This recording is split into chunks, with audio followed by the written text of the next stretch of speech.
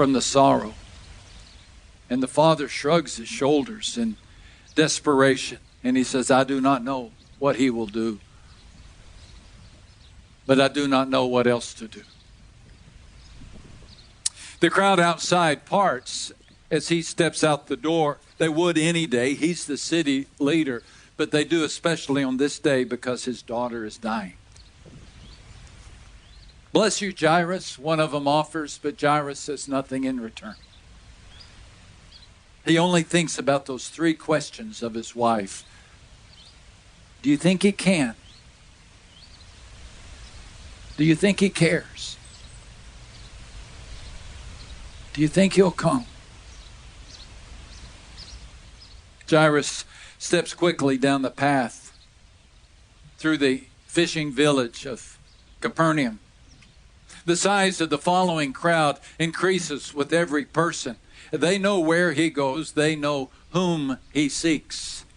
Jairus goes to the shore of Galilee to seek Jesus. And as they near the water's edge, they spot the teacher already encircled by a throng of people. A citizen steps ahead to clear the path so that Jairus can pass. The villagers comply, and a red sea of humanity opens, walled by people on either side, and Jairus wastes no seconds. When he sees Christ, he falls to his knees beside himself as he begs, my daughter is at death's door. Come lay hands on her so she will get well and live. Jesus went with him, the whole crowd tagging along, pushing and jostling him.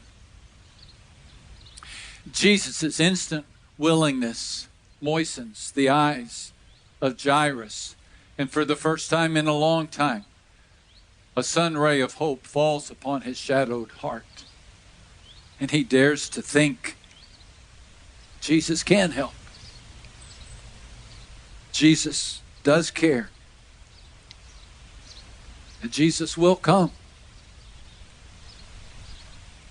People scatter out of the way and then step in behind, and servants rush ahead of Jairus to tell his wife the good news. But then, just as suddenly as Jesus came, Jesus stops.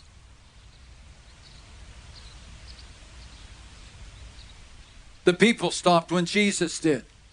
Jairus, unaware that everyone has stopped, has taken a dozen steps before he turns and looks and realizes that Jesus is no longer following him. He can't see what's happening for the crowd of people. We can see what is happening because we follow the lens of the gospel writer as the lens turns and focuses on a lady who has crab scurried her way through the crowd, eye level at waist, at the highest, maybe knee level. And she has threaded her way through the legs of the crowd, and in her mind is this thought, if I can just touch the hem of him. For 12 years, she has been untouchable. For 12 years, she's been unapproachable. For 12 years, she's been turned away from her own home, from every synagogue. She's gone from doctor to doctor to doctor until she's dead broke and has no hope. She is not allowed, according to her law or to the law of her people, to come into contact with people, but what else can they do to her? And so when she hears that Jesus has come to Capernaum, she creeps along the edge of the mob of people until there's a slight opening, just enough. And we don't know if it's faith or desperation or a combination of the both. But she weaves her way in and she reaches out and she touches the hem of the garment. The divinity of Christ is ahead of the humanity of Christ because he feels a rush go out and she feels a rush go in.